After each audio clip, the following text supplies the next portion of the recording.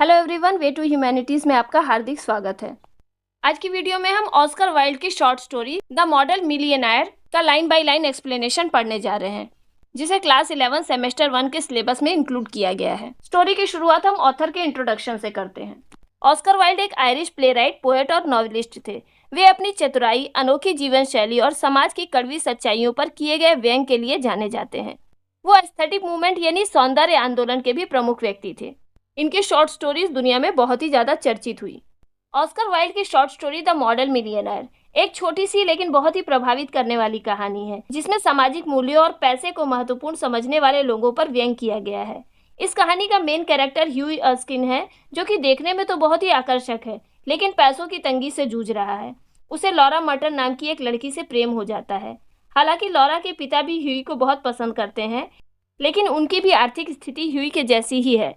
इसलिए वह ह्यूई के सामने शर्त रखते हैं कि जब उसके पास उसके खुद के 10,000 पाउंड्स हो जाएं, तो वो अपनी बेटी की शादी ह्यूई से कर देंगे। यह सुनकर ह्यूई चिंता में पड़ जाता है। एक दिन ह्यूई अपने एक पेंटर दोस्त एलन ट्रेवर से मिलने जाता है। वह वहां देखता है कि एक बूढ़ा भिखारी उसकी पेंटिंग के लिए मॉडल बनकर बैठा है। ह्यूई को उस पर बहुत ही दया आती है और वह उसे चुपके से एक सोने का सिक्का देता है।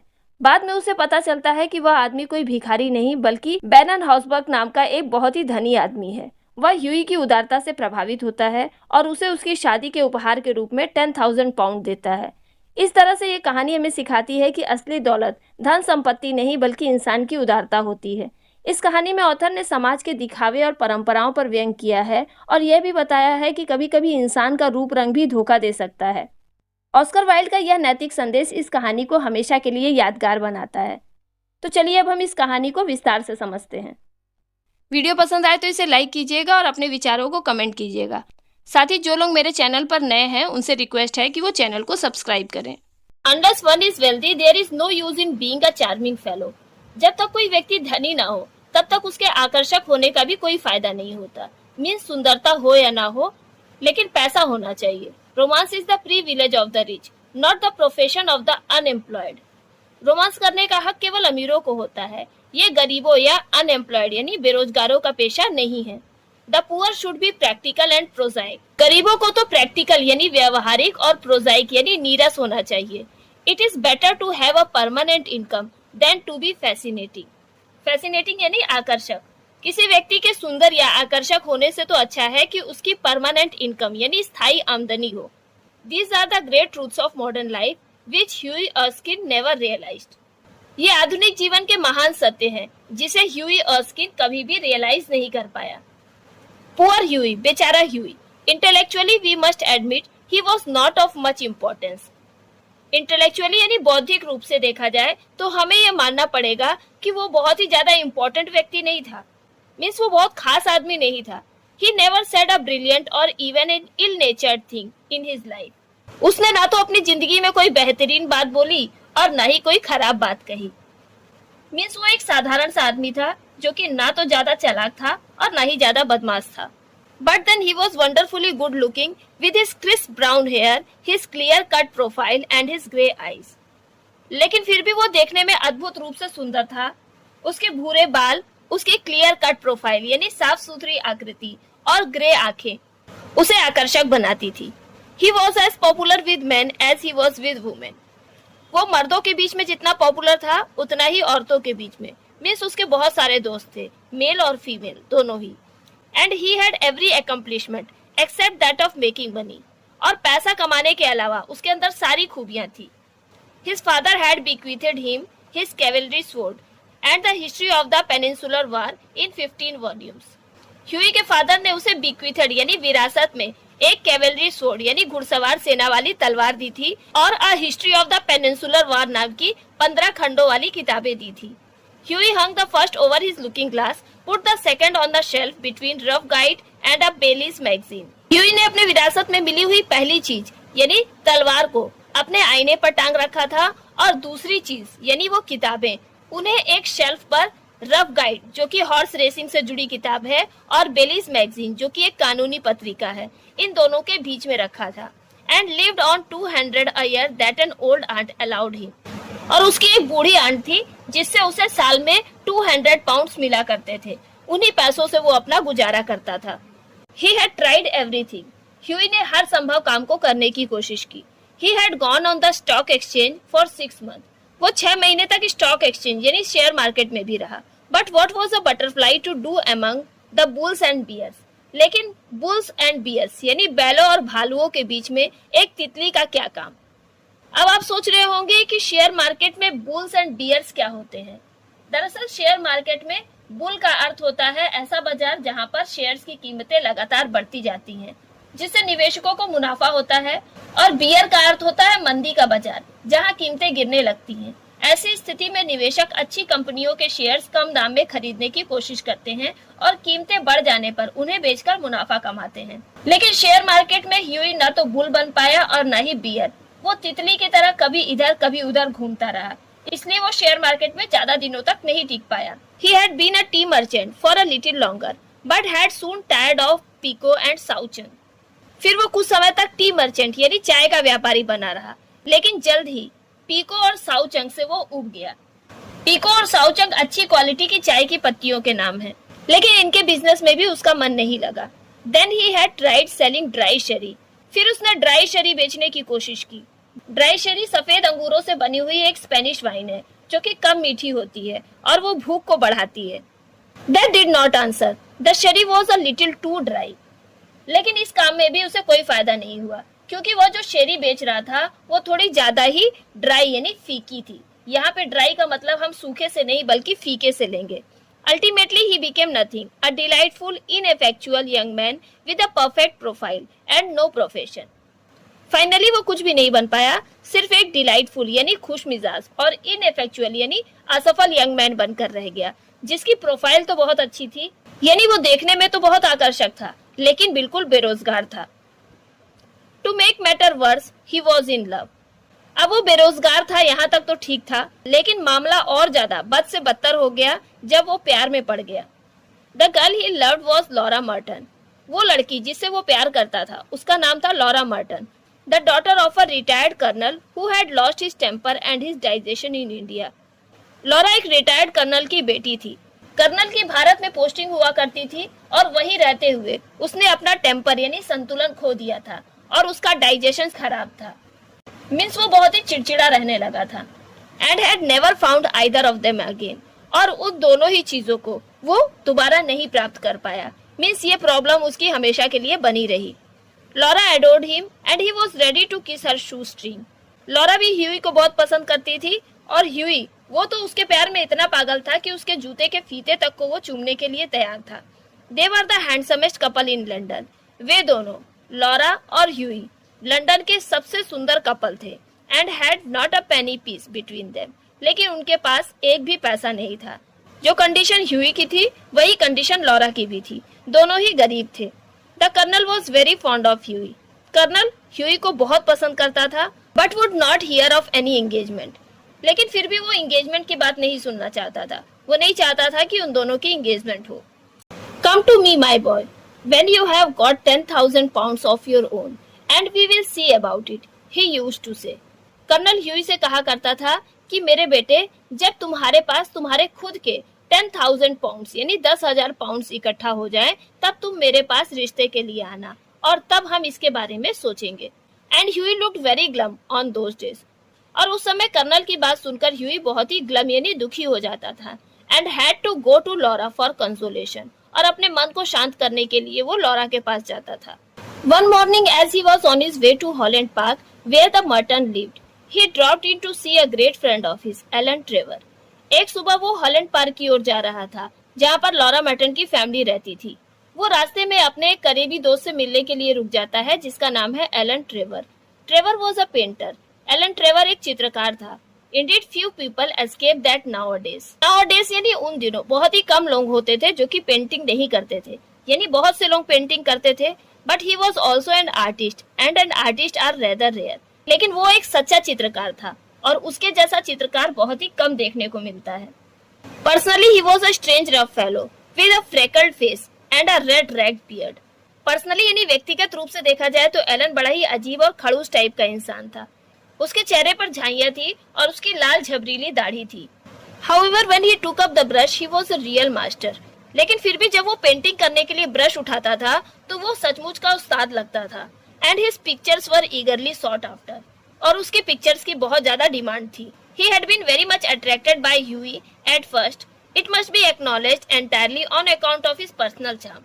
जब उसने पहली बार ह्यूई को देखा तो वो उसके पर्सनल चार्म यानी उसकी व्यक्तिगत सुंदरता और आकर्षण के कारण उससे बहुत ज्यादा आकर्षित हुआ। The only people a painter should know, he used to say, are people who are bete and beautiful, people who are in an artistic pleasure to look at and an intellectual repose to talk to. Alan Trevor अक्सर कहा करता था कि एक चित्रकार को सिर्फ उन्हीं लोगों को जानना चाहिए जो कि बीट यानी मूर्ख और सुंदर हो। People who are an artistic pleasure, वे लोग जिन्हें देखने में आर्टिस्टिक प्लेजर यानी कलात्मक आनंद की प्राप्ति हो। And an intellectual repose to talk to, और उनसे बात करने में मन को शांति मिले। Men who are dandies and women who are darlings rule the world, at least they should do so. वो पुरुष जो कि डैंडीज यानी फैशनेबल होते हैं और वो महिलाएं जो कि डार्लिंग यानी प्यारी और आकर्षक होती हैं, वही दुनिया पे राज करती हैं, और कम से कम उन्हें ऐसा करना भी चाहिए। However, after he got to know Huey better, he liked him quite as much for his bright, buoyant spirits and his generous, reckless nature. हालांकि बाद में जब वो ह्यूई को और ज्यादा अच्छे से जानने लगा तो वो उसके बायंट स्पिरिट यानी हंसमुख स्वभाव और जनरस यानी उदार नेचर के कारण उसे और ज्यादा पसंद करने लगा, और उसने ह्यूई को अपने स्टूडियो में हमेशा आने जाने की permission they the. When Huey came in, he found Trevor putting the finishing touches to a wonderful life-size picture of a beggar man. जब ह्यूई एलन ट्रेवर के स्टूडियो में पहुंचा तो उसने देखा कि एलन ट्रेवर एक भिखारी के लाइफ साइज यानी इंसान की आकृति के जितने बड़े पिक्चर को फाइनल टच यानी अंतिम रूप दे रहा था। The beggar himself was standing on a raised platform in a corner of the studio. वह भिखारी स्टूडियो के कोने में एक ऊंचे मंच पर खड़ा था। He was a wizened old man with a face like wrinkled parchment and a most piteous expression. वह एक विजेंड ओल्ड मैन यानी मुरझाए हुए चेहरे वाला बूढ़ा आदमी था, और उसका चेहरा रिंकल्ड पार्चमेंट यानी झुर्रीदार चमड़े के कागज के समान था, और वो देखने में बड़ा ही पैनी लग रहा था। Over his shoulders was flung a coarse brown cloak all tears and tatters. उसके कंधों पर एक मोटा सा भूरा सा कपड़ा था जो कि पूरी तरह से फटा हुआ था। His thick boots were patched and cobbled. उसने मोटे भारी जूते पहने थे जिसमें पैच्ड यानी पैबंद और कॉबल्ड यानी टाके लगे हुए थे। With one hand he leaned on a rough stick. एक हाथ से वो एक टेढ़ी मेढ़ी छड़ी पर झुका हुआ था। While with the other he held out his battered hat for arms. और अपने दूसरे हाथ से अपनी बैटर्ड हैट यानी फटी पुरानी टोपी को फैलाकर आर्म्स यानी भीख मांग रहा था। What an amazing model, whispered Huey as he shook hands with his friend. Huey ने अपने मित्र से हाथ मिलाया और कहा, वाह कितना अद्भुत मॉडल है। An amazing model, shouted Trevor at the top of his voice. I should think so. अपनी तेज आवाज में चिल्लाते हुए ट्रेवर ने कहा, एक अद्भुत मॉडल, मुझे भी ऐसा ही सोचना चाहिए। Such beggars as he are not to be met with every day. ऐसे भिखारियों से हर दिन मुलाकात नहीं होती। और ट्रवाइले, मोर्चेर, a living Velasquez, my stars, what an etching Rembrandt would have made of him. ट्रवाइले मीन्स असाधारण, मोर्चेर यानी कीमती खोज। ये एक असाधारण और कीमती खोज है। यह एक जीवित वेलास्क्वेज है। माई स्टार्स, हे भगवान, अगर इसकी तस्वीर रेम्ब्रांट ने बनाई होती तो वो क्या गजब की होती। Poor old chap, said Hughie. Huey को उस भिखारी पर दया आती है। वो कहता है, बेचारा आदमी, हाउ मिजरेबल ही लुक्स, वह कितना दीन और दुखी लगता है। But I suppose to you painters his face is फॉर्च्यून। लेकिन मुझे लगता है कि तुम्हारे जैसे चित्रकारों के लिए शायद उसका चेहरा ही उसकी दौलत है। Certainly replied Trevor, you don't want a beggar to look happy, do you? Trevor जवाब देता है, बिल्कुल। तुम तो नहीं चाहोगे कि कोई भिखारी खुश दिखाई दे, है ना? कोई भी भिखारी खुश दिखाई देगा तो उसे तो भीख नहीं मिलेगी, तो भिखारी को तो दुखी ही दिखना चाहिए। How much does a model get for sitting? Asked Huey as he found himself a comfortable seat on a दीवान। जैसे ही ह्यूई को दीवान पर एक कंफर्टेबल सीट मिली, उसने एलन से पूछा कि एक मॉडल को यहाँ पर बैठने के कितने पैसे मिलते हैं। अ शिलिंग एन आवर, एक घंटे का एक शिलिंग। शिलिंग ब्रिटेन की एक करेंसी है, एक सिक्का। And how much do you get for your picture Alan? Hughie Alan से पूछता है कि और तुम्हें तुम्हारे पिक्चर के कितने पैसे मिलेंगे? Oh for this I get 2000। Alan बोलता है, ओ इसके लिए मुझे 2000 मिलेंगे। पाउंड्स? ह्यूई पूछता है, क्या 2000 पाउंड्स मिलेंगे? Guineas, painters, poets and physicians always get guineas. Alan reply करता है कि नहीं, पाउंड्स नहीं बल्कि गिनीज मिलेगी। चित्रकार, कवि और चिकित्सक, हमेशा उन्हें गिनीज ही मिलती है।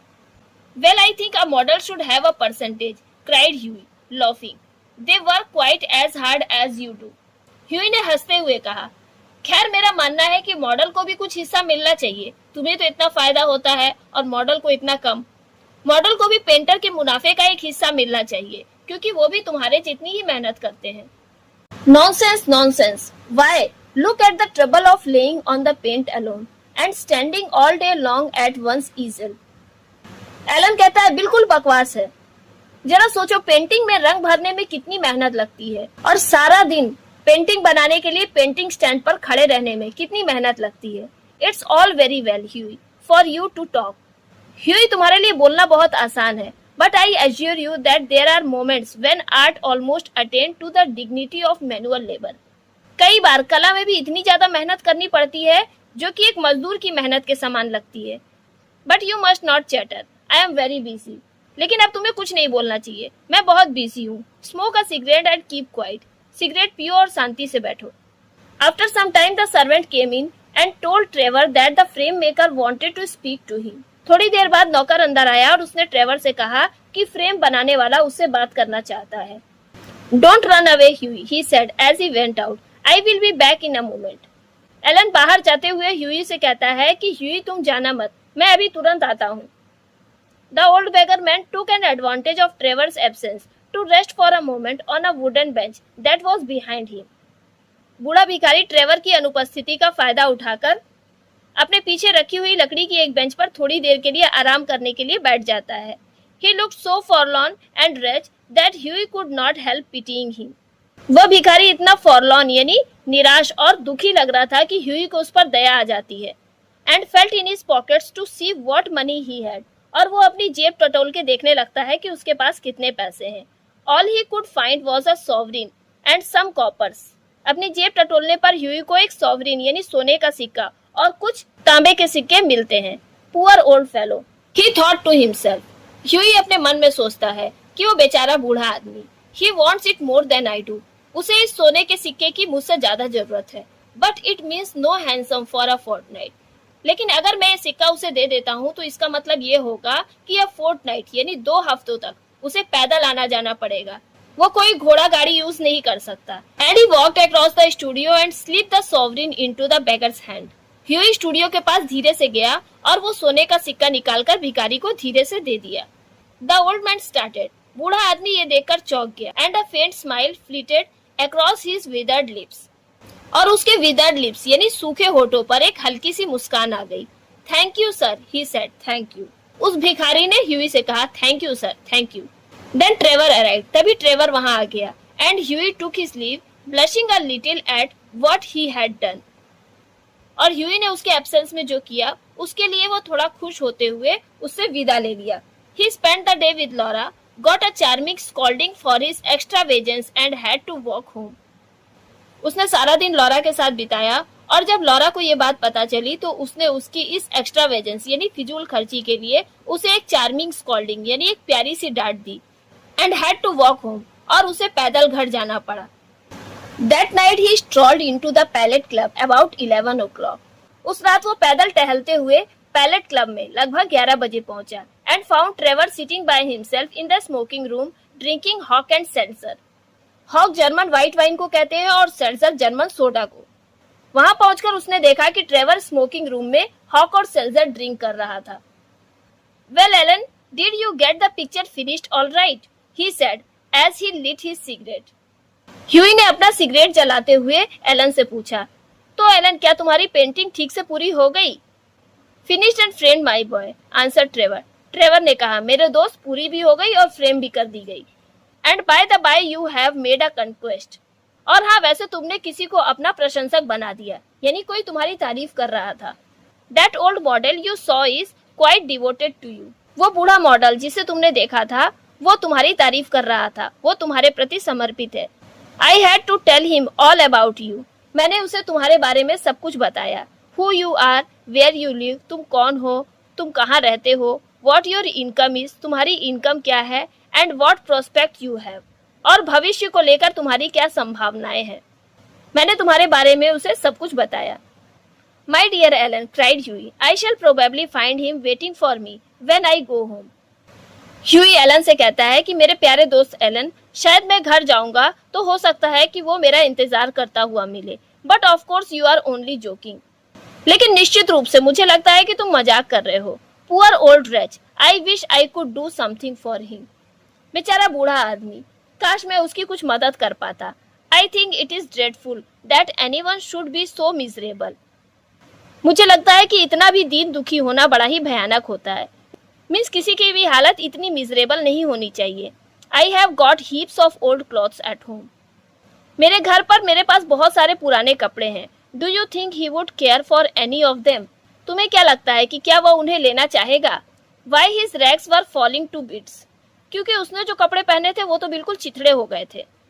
But he looks splendid in them, said Trevor. Trevor कहता है लेकिन वो उसी में शानदार लग रहा था। I wouldn't paint him in a frock coat for anything. मैं किसी भी हालत में उसकी फ्रॉक कोट पहने हुए तस्वीर नहीं बनाऊंगा। What you call rags I call romance. जिसे तुम फटे चिथड़े कहते हो मैं उसे रोमांस कहता हूँ। What seem poverty to you is picturesqueness to me. Picturesqueness माने चित्रात्मक सुंदरता। जिसे तुम गरीबी कहते हो वह मुझे चित्र की सुंदरता लगता है। However I will tell him for your offer. फिर भी मैं तुम्हारे ऑफर के बारे में उसे बता दूंगा। Alan, said Hughie seriously, you painters are heartless a lot. Hughie गंभीरता से कहता है कि एलन, तुम्हारे जैसे चित्रकार बड़े ही निर्दयी होते हैं। An artist heart is his head, replied Trevor. Trevor उसे रिप्लाई करता है कि एक चित्रकार का दिल उसका दिमाग होता है। And besides our business is to realise the world as we see it. और हमारा काम यह है कि हम दुनिया को वही रूप दिखाएं जो कि हम खुद देखते हैं। Not to deform it as we know it. ना कि हम उसे वैसा बनाएं जैसा कि हम सोचते हैं। अ चेकन सन मेटियर मीन्स हर किसी का अपना अपना काम होता है। And now tell me how Laura is. अब मुझे ये बताओ कि लॉरा कैसी है। The old model was quite interested in her. वो बूढ़ा मॉडल भी उसके बारे में काफी दिलचस्पी ले रहा था। You don't mean to say you talk to him about her, said Hughie. Hughie कहता है कि तो तुम्हारा मतलब ये है कि तुमने उससे उसके बारे में बात की। मीन्स तुमने उसे लॉरा के बारे में भी बताया। Certainly I did. He knows all about the relentless colonel, the lovely Laura and the 10,000 pound. Alan कहता है हाँ, निश्चित रूप से मैंने उसे सब बता दिया। वो उस खड़ूस कर्नल के बारे में, सुंदर लॉरा के बारे में और 10,000 पाउंड के बारे में सारी बातें जानता है। You told that old beggar all my private affairs, cried Hughie. Hughie गुस्से से लाल होते हुए चिल्लाकर कहता है कि तुमने उस बूढ़े भिखारी को मेरी सारी प्राइवेट बातें बता दी। My dear boy, said Trevor smiling. Alan Trevor मुस्कुराते हुए कहता है कि मेरे प्यारे दोस्त, that old beggar as you call him is one of the richest man in Europe. वो आदमी जिसे तुम बूढ़ा भिखारी कह रहे हो वो यूरोप के सबसे अमीर आदमियों में से एक है। He could buy all London tomorrow without overdrawing his account. अगर वो चाहे तो वो अपने खाते से पैसे निकाले बिना कल ही पूरे लंदन को खरीद सकता है। He has a house in every capital, dines of gold plate and can prevent Russia going to war when he chooses. उसका हर कैपिटल यानी हर राजधानी में एक घर है। वह सोने की प्लेटों में खाना खाता है और वो जब चाहे तब वो रशिया को युद्ध करने से रोक सकता है। What on earth do you mean? exclaimed Huey. Huey ने हैरानी से कहा, आखिर तुम कहना क्या चाहते हो? What I say, said Trevor. Trevor ने कहा कि मैं जो कह रहा हूँ वही। The old man you saw today in the studio was Baron Hausberg. आज तुमने स्टूडियो में जिस बूढ़े आदमी को देखा उसका नाम बैरन हॉसबर्ग है। He is a great friend of mine. वो मेरा एक बहुत ही अच्छा दोस्त है। Buys all my pictures and that sort of things. वो मेरी सारी पिक्चर्स खरीदता है और ऐसे ही काम करता है। And gave me a commission a month ago to paint him as a beggar. और एक महीने पहले उसने मुझे कमीशन दिया था कि मैं उसकी एक भिखारी की तस्वीर बनाऊं। क्यों वॉलेस वोस ला फैंटेसी डन मिलियनायर। क्यों वॉलेस वोस मीन्स क्या कर सकते हो, ला फैंटेसी डन मिलियनायर ये करोड़पति की अजीब ख्वाहिश है। And I must say he made a magnificent figure in his rags. और मुझे ये बात माननी पड़ेगी कि उसने फटे पुराने चित्रों में शानदार रूप धारण किया। और perhaps I should say in my rags they are an old suit I got in Spain. और शायद मुझे ये कहना चाहिए कि वो मेरे चित्रों में शानदार लग रहा था क्योंकि वो एक पुराना सूट था जो कि मैंने स्पेन से खरीदा था। बैरन हॉसबर्ग, क्राइड ह्यूई। ह्यूई चिल्लाकर कहता है, क्या बैरन हॉसबर्ग? गुड हेवेंस, हे भगवान, I gave him a sovereign. मैंने उसे एक सोने का सिक्का दिया। and he sank into an armchair, the picture of dismay. और ये कहकर ह्यूई आश्चर्य से कुर्सी पर बैठ गया. Gave him a sovereign, shouted Trevor. Trevor ने कहा. क्या कहा तुमने? उसे सोने का सिक्का दिया? And he burst into a roar of laughter. और ये कहकर ट्रेवर जोर जोर से हंसने लगा. My dear boy, you will never see it again. मेरे प्यारे दोस्त, अब तुम उसे कभी नहीं देख पाओगे. Son affair such argent des autres. ये एक फ्रेंच फ्रेज है. उसका मतलब होता है कि उसका अफेयर यानी उसका काम है दूसरों का पैसा ऐंठना. I think you might have told me, Ellen, said Huey sulkily, and not have let me make such a fool of myself. Huey चिढ़ते हुए कहता है कि एलन ये बात तुम्हें मुझे पहले ही बता देनी चाहिए थी और मुझे इस तरह से बेवकूफ बनने नहीं देना चाहिए था. Well, to begin with, Huey, said Trevor, it never entered my mind that you went about distributing arms in that reckless way. Reckless way यानी लापरवाही से. ट्रेवर कहता है कि ह्यूई सबसे पहली बात तो ये है कि मेरे दिमाग में ये बात आई ही नहीं कि तुम इस तरह लापरवाही से सबको भीख बांटते फिरोगे. I can understand you kissing a pretty model. मैं ये बात मान सकता हूँ कि तुम किसी सुंदर मॉडल को चूमो. But you are giving a sovereign to an ugly one. लेकिन तुम किसी बदसूरत इंसान को एक सोने का सिक्का दे दो. बाय जोव, हे भगवान, नो. ये बात तो मैं सोच ही नहीं सकता था. Besides the fact is that I really was not at home today to anyone. और इसके अलावा सच बात तो ये है कि आज मैं किसी से भी मिलने के मूड में नहीं था. And when you came in I didn't know whether Hausberg would like his name mention. और जब तुम आए तो मुझे पता भी नहीं था कि हॉसबर्ग अपना नाम मेंशन करना चाहेगा या नहीं चाहेगा. मीन्स वो नहीं जानता था कि हॉसबर्ग अपनी आइडेंटिटी को बताना चाहता है या नहीं, इसीलिए उसने उसके बारे में उसे कुछ नहीं बताया.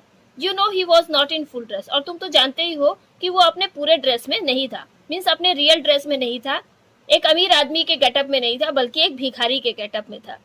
What a duffer he must think me, said Huey. Huey कहता है कि वो मुझे कितना डफर यानी बेवकूफ समझ रहा होगा. Not at all. एलन कहता है, नहीं ऐसा नहीं है. He was in the highest spirits after you left. जब तुम वहाँ से चले गए तो वो बहुत ही ज्यादा खुश था. Kept chuckling to himself and rubbing his old wrinkled hands together. Chuckling यानी मुस्कुराना. वो अपने आप में मुस्कुरा रहा था और अपने बूढ़े रिंकल यानी झुर्रीदार हाथों को एक दूसरे से रगड़ रहा था. I could not make out why he was so interested to know all about you. मैं उस समय नहीं समझ पाया कि वो तुम्हारे बारे में जानने के लिए इतना इंटरेस्टेड क्यों है. But I see it all now. लेकिन अब मुझे सब समझ में आ गया.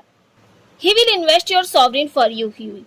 Huey वो तुम्हारे दिए हुए सिक्के को इन्वेस्ट करेगा. Pay you the interest every 6 months. और हर 6 महीने में तुम्हें उसका ब्याज देगा. And have a capital story to tell after dinner. और डिनर के बाद उसके पास दूसरों को सुनाने के लिए एक कैपिटल स्टोरी यानी एक शानदार कहानी होगी. मीन्स वो दूसरों को बताएगा कि किस तरह से उसने एक भिखारी के गेटअप में तुम्हें बेवकूफ बना लिया और तुम्हारी दया दृष्टि प्राप्त की. I am an unlucky devil, growled Huey.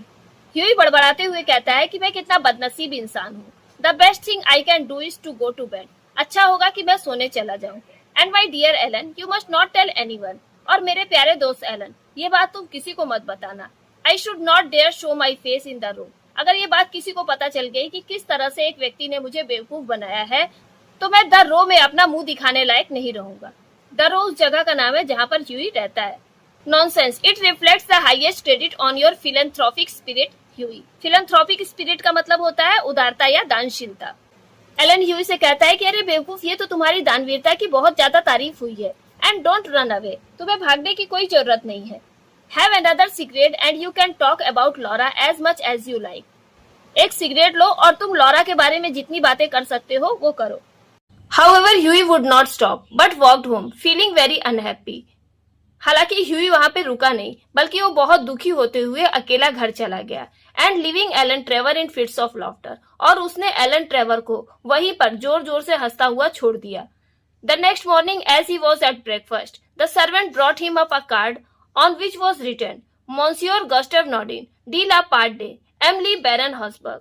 D la parde का मतलब होता है की ओर से. अगली सुबह जब ह्यूई ब्रेकफास्ट कर रहा था तो उसका नौकर उसके पास एक कार्ड लेकर आया जिसमें लिखा था बैरन हॉसबर्ग की ओर से श्रीमान गस्टेव Nordin. I suppose he has come for an apology, said Huey to himself. Huey ने अपने आप से कहा, लगता है वो यहाँ पर मुझसे माफी लेने के लिए आया है. And he told the servant to show the visitor up. और उसने नौकर को कहा कि जाओ उस विजिटर को ऊपर बुला लो. And old gentleman with gold spectacles and grey hair came into the room. एक बूढ़ा सज्जन व्यक्ति जिसने सोने का चश्मा लगा रखा था और उसके सफेद बाल थे कमरे में आया and said in a slight French accent, और उसने थोड़ा फ्रेंच अंदाज में कहा, have I the honour of addressing Monsieur Erskine? क्या मुझे श्रीमान अर्स्किन से बात करने का सम्मान मिलेगा? ह्यूई बोर्ड, ह्यूई ने सिर हिला दिया। I have come from Baron Hausberg, he continued. The Baron, मैं बैरन हाउसबर्ग के यहाँ से आया हूँ, उसने कहा। The Baron, I beg sir that you will offer my sincerest apologies, stammered Hughie. Hughie हकलाते हुए कहता है कि सर, आप मेरी तरफ से उनसे दिल से माफी मांग लीजिए। The Baron, said the old gentleman with a smile, has commissioned me to bring you this letter and extended a sealed envelope. बूढ़े सज्जन ने मुस्कुराते हुए कहा कि बैरन ने मुझे आपको ये पत्र देने के लिए भेजा है, और उसने एक सील किया हुआ लिफाफा आगे बढ़ाया।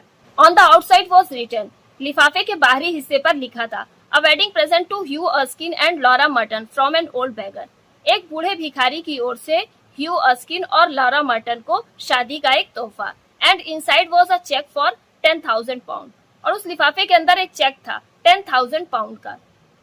When they were married, Alan Trevor was the best man. जब उन दोनों की शादी हुई तो एलन ट्रेवर ने बेस्ट मैन की भूमिका निभाई। And the Baron made a speech at the wedding breakfast, और बैरन ने उनके वेडिंग ब्रेकफास्ट पे एक अच्छी सी स्पीच दी। Millionaire model, remarked Alan. Alan ने टिप्पणी की, करोड़पति मॉडल्स आर रेयर इनफ, काफी दुर्लभ होते हैं, बट लेकिन बाय जो, हे भगवान, मॉडल मिलियनायर्स आर रेयर स्टिल, आदर्श करोड़पति तो और भी ज्यादा दुर्लभ होते हैं। तो यहीं पर ऑस्कर वाइल्ड की शॉर्ट स्टोरी द मॉडल मिलियनायर समाप्त होती है। उम्मीद करती हूँ कि इस वीडियो के माध्यम से आप इस स्टोरी को बहुत ही अच्छी तरह से समझ गए होंगे। तो अगर ये स्टोरी अच्छी लगी हो तो इसे लाइक कीजिएगा और साथ ही मुझे कमेंट करके बताइएगा कि आपको ये स्टोरी कैसी लगी।